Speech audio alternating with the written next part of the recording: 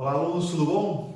Nesse segundo momento, aqui no sétimo ano, a gente vai estar aprendendo as consequências desse período iluminista, nessa filosofia iluminista, também conhecida como renascimento nas artes, nas ciências. Na primeira aula a gente falou de alguns personagens principais que contribuíram para a saúde, para a astronomia, para a matemática, só que eu deixei claro que nem tudo foram flores para esses primeiros cientistas. Hoje, quando, sei lá, um youtuber tem uma nova ideia, um cantor de funk, de sertanejo, lança sucesso na internet, eles são ovacionados, são considerados deuses. Naquele período, todo mundo que tinha uma nova ideia contrária à igreja católica, principalmente, eles eram vistos com mais de dois olhos, eles eram vistos com vários olhos no sentido de quem é ele, por que ele está fazendo isso? Né? A observação da natureza e da experimentação, que a gente viu que era um método científico, era vista com grande ameaça às ideias defendidas pela igreja.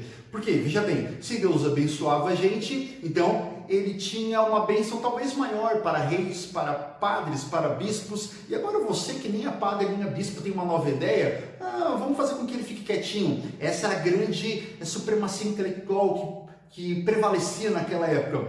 Esses cientistas eles sofreram pressões para inclusive abandonar os seus estudos. Muitos recebiam dinheiro ou até ameaças de morte. Lembra de Galileu Galilei? Vamos retomar aqui o que ele fez. Ele aperfeiçoou a luneta, foi um grande astrônomo. Ele foi condenado inclusive pelos tribunais da igreja. Ele foi obrigado a renunciar publicamente às suas ideias para não morrer queimado como herege, como um ser humano pagão contra as teorias da igreja. Então ele falaram assim, olha, na realidade o mundo gira ao redor da Terra, ou você fica quietinho, você não difunde essas ideias, ou a gente vai ter que eliminar a sua vida para sempre com muito sofrimento através da fogueira. Galileu falou, não, o que é isso, vamos voltar à Idade das Trevas? Vão queimar as bruxas agora, né? Porque inclusive muitos queimados, por assim dizer, nas fogueiras antigamente não eram só bruxos, eram cientistas, eram médicos, eram botânicos, eram farmacêuticos, até mulheres ruivas. Era uma curiosidade muito interessante. Naquela época era comum ter mulheres morenas e mulheres loiras. Uma mulher ruiva acreditava que era filho de Satã, por assim dizer. Então tudo que era diferente era taxado com algo do mal. Outro personagem que sofreu bastante é o ex-monge italiano Giordano Bruno. A gente vai ver bastante sobre ele no ensino médio em filosofia. Ele chegou a pregar algumas teorias bem interessantes. Ele pregava que Deus, se ele é todo poderoso, onisciente, onipresente, ele não estaria só no céu. Ele está aqui comigo se eu fizer uma oração, ele está em todos os momentos. E se ele está em todos os momentos, em todos os lugares, ele também está na ciência, na tecnologia, alguém que vem a contribuir com o ser humano, porque ele não foi iluminado por Deus. Então Deus não está só com os padres, ele está com todos. E isso acarretou uma desavença na igreja. Como que Deus pode estar em todos os lugares? Quer dizer então que as pessoas não precisam da igreja? A igreja começou a ficar com receio das ideias desse ex-padre, desse ex-monge, o Giordano Bruno.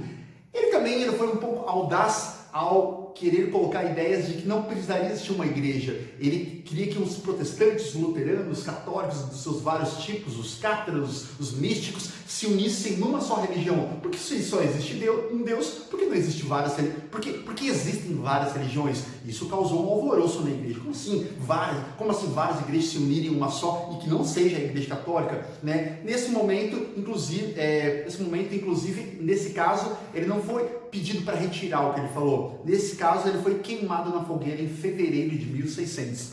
Enfim, sobre a difusão de novas ideias, hoje a gente tem internet, Facebook, WhatsApp, mas como que eram divulgadas as informações científicas naquela época? Os textos dos livros, que eram escritos à mão. Então, cada livro novo era único, era escrito à mão. Olha a dificuldade. E a maior parte dos livros encontrava-se guardada nas bibliotecas dos mosteiros, dos monastérios, daí dificultando a difusão do conhecimento que ficava limitado aos religiosos e aos poucos intelectuais. Então, foi muito interessante. Filme antigo, O Nome da Rosa, onde um padre ele se revoltou com os outros padres e falou, olha quantos livros tem nessa biblioteca, isso tem que ser difundido para todo mundo. Mas em 1450, um alemão chamado Johannes Gutenberg, que a gente colocou aqui, Gutenberg, ele desenvolveu a prensa. A prensa era um elemento para fazer jornal, um elemento para fazer livros, era impressão no papel de caracteres, de letras. Ele desenvolveu a prensa, que era uma máquina que comprimia uma superfície, os tipos móveis, através de carimbos, né? Por meio dele foi possível agilizar a reprodução de livros e baratear os custos. Agora não precisava escrever na mão, agora eram vários livros saindo ao mesmo tempo, tá ok? Outra curiosidade para a gente fechar a aula, que aconteceu nesse período, a partir de 1600, no Renascimento, foi a criação das academias, dos academos, algo protagonizado já por Platão na Grécia Antiga. Se a pessoa queria estudar, ela tinha que ser rica e ela tinha que ser religiosa católica e ela tinha que ir para os monastérios e ela tinha que ser homem. Agora não, com a ideia das academias, não eram mais os monastérios, todo mundo podia estudar. A educação ela poderia e deveria ser laica, ou seja, não focada somente na igreja, mas na investigação intelectual. Tudo isso aí foi um choque para a igreja católica, para os religiosos, porque agora a ciência estava batendo de frente com algo que era místico, metafísico, religioso. Bom, a gente fica por aqui, mas na próxima aula, lá na quarta, quinta-feira, a gente vai estar vendo aí o Renascimento nas artes. Como que o Renascimento foi aplicado aí através de Leonardo da Vinci, nas artes, os segredos dos quadros. Então não perca aí. Até a próxima aula.